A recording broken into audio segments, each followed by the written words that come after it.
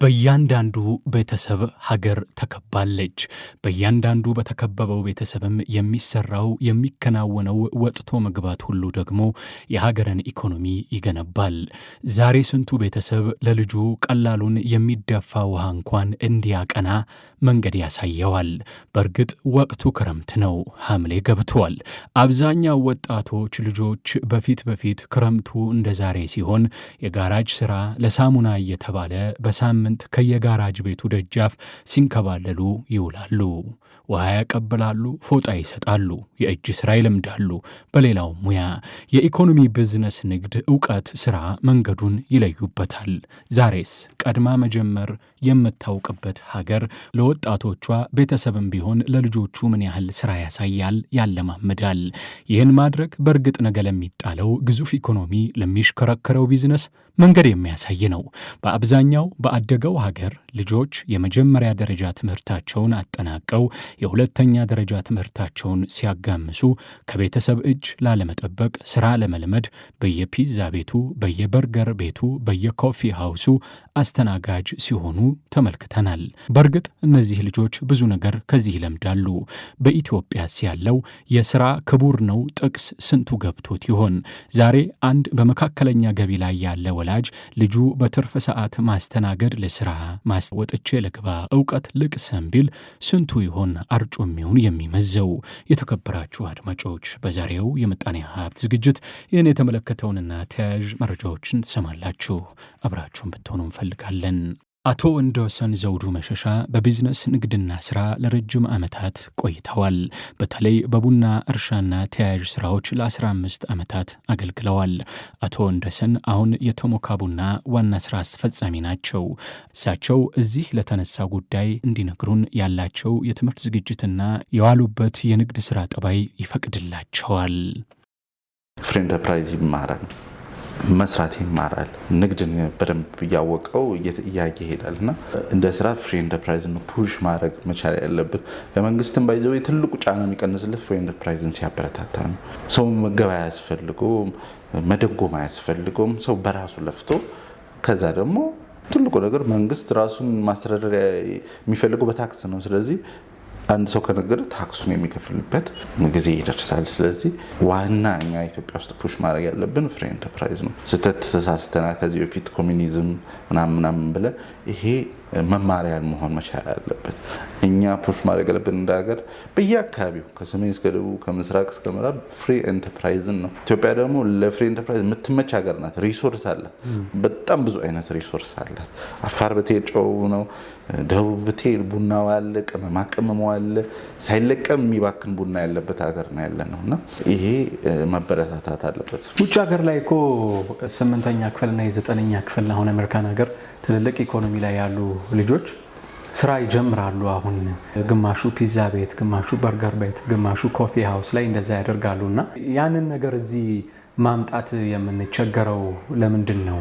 እንዳልከው ሪሊ ከስር ከመሰረቱ ልጆችን ሃይ ስኩል ላይ ገና ሲገቡ ትልልቅ ሀገሮችን ነው ያው እንደ ምሳሌ የምናነሳው። ምንም አይነት የኢኮኖሚ ችግር የለባቸውም፣ ምንም አይነት የስልጣኔ የመገንዘብ እጥረት የለባቸውም። ግን ራሳቸውን በፋይናንስ ገቨርን እንዲያደርጉ ህግና ስርዓትን እንዲለምዱ እንደዚህ አይነት ነገር ገና ያንን ወደዚህ ለማምጣት ምንድን ነው የያዘው ነገር? እንዴት መከፋፈት ይቻላል? የቤተሰብ አስተሳሰባችን አልተለወጠም። አሁንም በ10 ምናምንኛው ክፍለ ዘመን ያለ የቤተሰብ አስተዳደር ነው የምንጠቀመው። አሁንም ወላጅ ጠንካራ ወላጅ አባት ይኖራል ቤት ውስጥ ምለውን ታረጋለህ ይባላል። ልጅ ከተማረ ተማረ፣ ገበሬ ከሆነ የሚባለው ነው እንጂ ልጁ ጥሮ ግሮ ወይንም መንገድ የሚያሳየው የለም። እና በአሁኑ ሰዓት ከተማ ውስጥ ሆኖ ልጆቻቸው ቤተሰብ ሲያስተዳድር ልጆቻቸው እንዲማሩላቸው ይፈልጋሉ። ግን ተምሮ እኮ ወደ ስራ ነው የሚገቡት አይደል?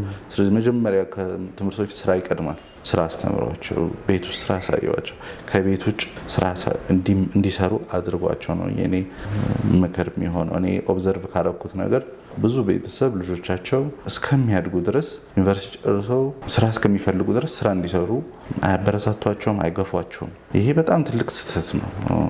ስራ መጀመሪያ በነፃ መጀመር መቻል አለባቸው። ማገልገል ኢንተርንሺፕ የሚባል ነገር አይደለም። ሄዶ ማንኳኳት ድርጅት እስከሚጠሯቸው አይደለም። ሄዶ ማንኳኳት ይፈልጋል፣ መልመድ ያስፈልጋል። ስራ እንዴት ነው የሚሰራው? ባይዘዌ አንድ ካርዋሽ፣ አንድ መኪና ማጠቢያ ቤት ብትሄድ መኪና ማጠብ በአሁኑ ሰዓት ሳይንስ ሆኗል። በጣም የሚገርም ሳይንስ ሆኗል። አዳዲስ ፕሮዳክቶች ነው የሚያመጡት። ሴራሚክ ኮቲንግ ምናምን ሲሉ ይህን ማወቅ ከልጅነት ካላወቅ እንዴት ልታውቁት ትችላለህ? ካደግ በኋላ ስራ መልመድ ያስፈልጋል። ብዙ አይነት ኬሚካሎች ይጠቀማሉ ካርዋሽ ውስጥ። ለምሳሌ ያን ማወቅ ያስፈልጋል። እንዴት ነው የሚጠቀም? ምን አይነት ስፖንጅ ነው? ምን አይነት ማጠቢያ ነው? ምናምን ብዙ ነገሮች አሉት እና መናቅ አያስፈልግም። ጋራዥ ለምሳሌ በአሁኑ ሰዓት ብዙ ኤሌክትሪክ መኪና ነው ያለው። ኤሌክትሪክ መኪና ሳይንስ ነው። ከልጅነት ገብተህ ኤሌክትሪክ መኪና የሚሰሩ ጋራዥ ውስጥ ምናምን ስለ ባትሪ ምናምን ካላወቅ፣ ባትሪ እንዴት ኢቮልቭ እያደረገ እንደሆነ ካላወቅ እንዴት ነው የምታውቀው? አንተ ኤሌክትሮ መኪና ካልተምረህ ግራጁዌት ካረክ በኋላ ወደ መልሰው ወደዛ ከመሄድ አጠገብ ካለ ጋራዥ ሄደ ባካችሁ እስቲ ይችን 15 ቀን እናንተ ጋር ላገዛችሁ፣ መፍቻ ማቀበል ሊሆን ይችላል፣ እናንተን ማየት ውሃ ላቀበላችሁ፣ ጨርቅ ላቀበላችሁ ብሎ መዋል ያስፈልጋል። እንደኛ አይነት ድርጅትም ለእንደዚህ አይነት ነገር ክፍት ነው። ብዙ ድርጅቶችም እኔ የማውቃቸው ክፍት ናቸው።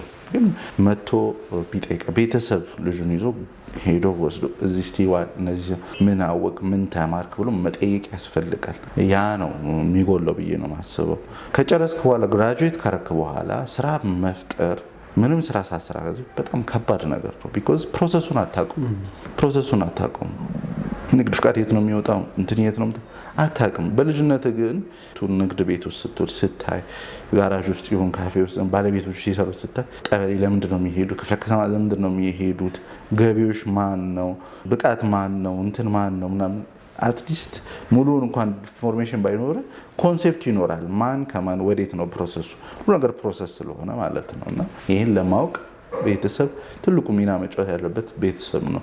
ቤተሰብ ወደ 21ኛው ክፍለ ዘመን መሻገር አለበት። እኛ ሀገር ቤተሰብ ልጆች ስራ እንዲሰሩ ከልጅነታቸው መግፋት መቻል አለበት ብዬ ነው ማስበው። ሁሉም በሚያከብራችሁ ሬዲዮ ሸገር ኤፍኤም 102.1 የዛሬው የምጣኔ ሀብት ዝግጅት እዚህ ላይ ይረፍ።